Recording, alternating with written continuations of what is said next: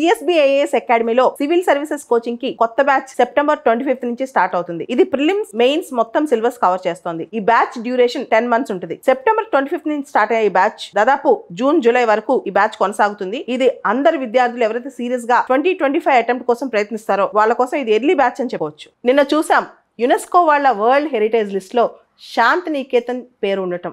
Shantiniketan west బెంగాల్లో ఉంది. 41st place గా అక్కడ జాయిన్ అయింది శాంతినికేతన్. ఈ రోజున ఇంకా ఒక అద్భుతమైన న్యూస్.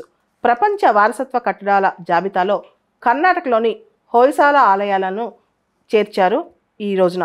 ఇది చాలా అద్భుతమైన విషయం చెప్పొచ్చు. కర్ణాటకలోని హొయసాల ఆలయాలను ఈ జాబితాలో చేర్చినట్లు యునెస్కో వాళ్ళు వెల్లడించారు. ప్రసిద్ధి చెందిన బేలూర్, హలేబేట్, సోమనాథ్పుర ఆలయాలను ఈ జాబితాలో చేర్చినట్లు చెప్పారనమాట. అంటే హొయసాల అంటే బేలూర్, హలేబిట్, సోమనాథ్పుర ఇవన్నీ 3 ఆలయాలు కలిపి చేర్చారనమాట. ప్రస్తుతం ఈ మధ్య సౌదీ అరేబియాలో 45th world heritage committee meeting జరుగుతుందన్నమాట. అక్కడ నిన్న 41st వరల్డ్ హెరిటేజ్ లిస్ట్లో ఇండియా నుంచి 41వ ప్రాంతంగా మన శాంతినికేతన్ తీసుకున్నారు. అదేవిధంగా ఇప్పుడు హొయసాలను తీసుకున్నారనమాట. హొయసాల అనేది వరల్డ్ హెరిటేజ్ లిస్ట్లో చేరిన 42వ ప్రాంతం భారతదేశం నుంచి. పశ్చిమ బెంగాల్లోని శాంతినికేతన్ జాయిన్ అయిన తర్వాత మరుసటి రోజే హొయసాలకి క్రెడిట్ రావడం అనేది అందరూ సంతోషం వ్యక్తం చేస్తున్నారు. మోడీ గారు కూడా దీని మీద చెప్తూ యునెస్కో ప్రపంచ వారసత్వ జాబితాలో హొయసాలకు చోటు లభించడం భారత్కు ఎంతో గర్వకారణం. ఆలయాలపై చెక్కిన సమాచారం, అద్భుతమైన శిల్పకళ, భారత సాంస్కృతిక వారసత్వం, పూర్వీకుల కళా నైపుణ్యం ఇందుకు నిదర్శనం అని చెప్పారనమాట. హొయసాల పవిత్ర ఆలయాలు 2014 ఏప్రిల్ 15 నుంచి కూడా యునెస్కో పరిశీలన జాబితాలో ఉన్నాయి. ఆల్రెడీ 2014 నుంచే హొయసాల ఆలయాలు యునెస్కో అబ్జర్వ్ చేస్తుందన్నమాట దీనికి ఇద్దామనే విషయంలో. ప్రస్తుతం వాటి పరిరక్షణ బాధ్యతను ఆర్కియాలజికల్ సర్వే ఆఫ్ ఇండియా వాళ్ళు నిర్వహిస్తున్నారు. సో కర్ణాటకలో హొయసాల ఆలయాలు అనేది చాలా పాపులర్. ఇది గ్రూప్ ఆఫ్ స్కల్ప్చరల్ ఆర్ట్స్ అనమాట.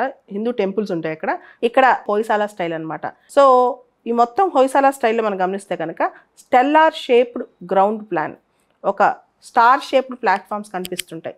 Stellar shaped ground plan, star shaped platforms అనమాట.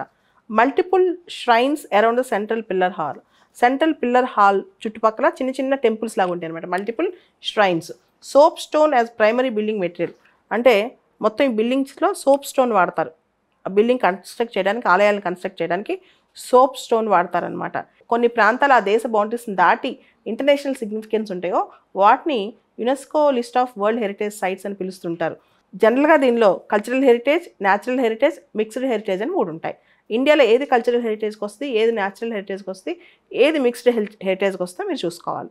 దీని గురించి తెలుసుకుంటే కనుక మీకు మంచి క్వశ్చన్ రావచ్చు. CSBIAS అకాడమీలో సివిల్ సర్వీసెస్ కోచింగ్ కి కొత్త బ్యాచ్ సెప్టెంబర్ 25 నుంచి స్టార్ట్ అవుతుంది. ఇది ప్రిలిమ్స్ మెయిన్స్ మొత్తం సిలబస్ కవర్ చేస్తుంది. ఈ బ్యాచ్ డ్యూరేషన్ 10 months ఉంటుంది. సెప్టెంబర్ 25 నుంచి స్టార్ట్ అయ్యే ఈ బ్యాచ్ దాదాపు జూన్ జూలై వరకు ఈ బ్యాచ్ కొనసాగుతుంది. ఇది అందరు విద్యార్థులు ఎవరైతే సీరియస్ గా 2025 అటెంప్ట్ కోసం ప్రయత్నిస్తారో వాళ్ళ కోసం ఇది ఎర్లీ బ్యాచ్ అని చెప్పవచ్చు.